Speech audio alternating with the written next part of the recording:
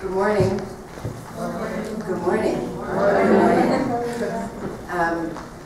I'm really happy to be here. Out east, whenever we have a meeting of any kind, when people get together, whoever's speaking says, good morning, good afternoon, good evening, and people respond, call and response. So it's something that I like to do to engage with you. I'm so pleased that Andrea had been in touch with me about this event, and so I would like to first of all thank Andrea, Ellen, and Heidi for the conceptualization and organization of this conference. I appreciate the opportunity very much to be here with such engaged and engaging artists, cultural workers, curators, and thinkers. I want you to know it's a great nourishment for me. My work has run along two tracks simultaneously. One, the creative production of work and my films and my writing, and two, organizing and advocacy within a range of community-based organizations on taking up concerns of housing, health, anti-racism, education, feminism.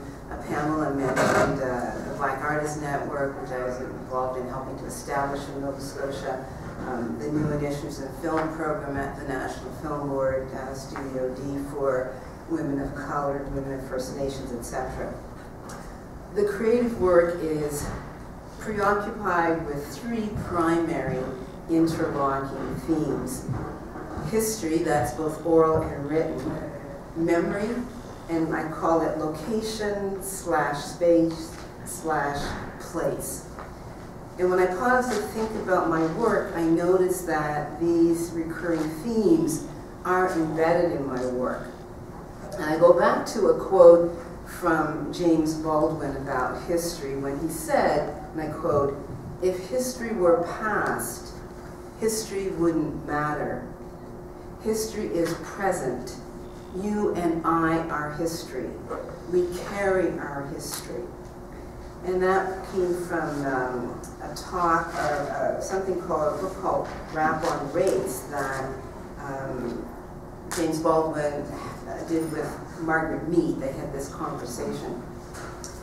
In the textual history, it is as much what is not written as what is, and how I reinterpret and repurpose the work, and especially the repurposing of the photographic image, both still and moving, and those images figure prominently in my documentary work. And when I think about the work I create has to do its own work. This is especially true for the documentaries, and so this is a slide from my first film, which I co-directed with Claire Prieto, Black Mother, Black Daughter, in 1989. And the work travels beyond me to places that I don't even know often. And it meets people that I'll never meet. And sometimes I hear back, and sometimes not. But the work has to be confident within itself to exist out there in the world without me. And so far, it's not complaining too loudly. It asks some fundamental questions about who we are in this country and how we tell stories and how the stories that we tell disrupt the comfortable narrative of Canada. It says, look here, look at us. Who do you see? This is a slide from Speaker from the Heart of Black Nova Scotia in 1993. And it also asks, what do we know about each other? How do we communicate with each other? How do we talk to each other? And I see the work says also an act of defiance against dominant attempts at erasure. Portia White was often erased after she died in 1968. There was no biography, there was nothing about this extraordinary woman. So it was really a passion of mine and probably a 10-year journey to make this film. And it exists in the lives and the stories and also in the material culture, such as the baskets made by Edith Clayton, the Lady of Clayton, and her daughter Clara. And it says, We have long memories, and we defy you to say we do not belong, because we've been here too. It says, I dare you to say that I do not exist, that my existence has no meaning. In many ways, the work has its own internal conversation and interrelated references, some of which I've become conscious of over time. And the example of the relationship between Speaker from the Heart of Black Nova Scotia and the Little Black Schoolhouse.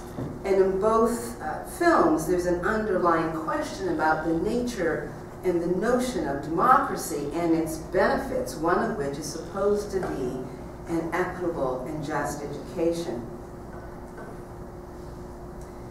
My most recent work, Excavation, A Site of Memory, moved in a very new direction by creating a non-linear, non-time-based multimedia installation at the Dalhousie Art Gallery that allowed for a more personal iteration of these themes that I mentioned: history, memory, location, space, and place.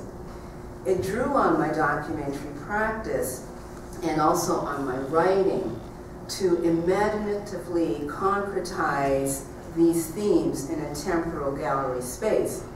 And Pamela Edmonds wrote a brilliant essay for the catalog for this exhibition. And this is what I wrote in the front panel for the show. I am who they imagined. When we came here more than 200 years ago, they thought no hope we would not survive.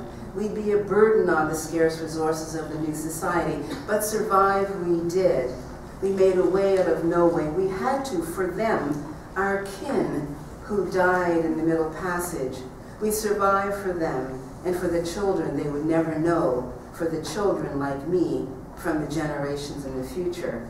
I am who they imagined. Memory is non-linear, non-chronological Mobius strip. It is fluid, it is porous, it is a collage. In the sight of memory, the real and the imagined coexist. Much remains unspoken about the historical fact that Nova Scotia was a slave society, and the traces of its legacy haunt us still. In the names of prominent Nova Scotians, people were present here from the earliest period. My ancestors were the Black refugees from the War of 1812. I am their witness, and I am who they imagined. Thank you.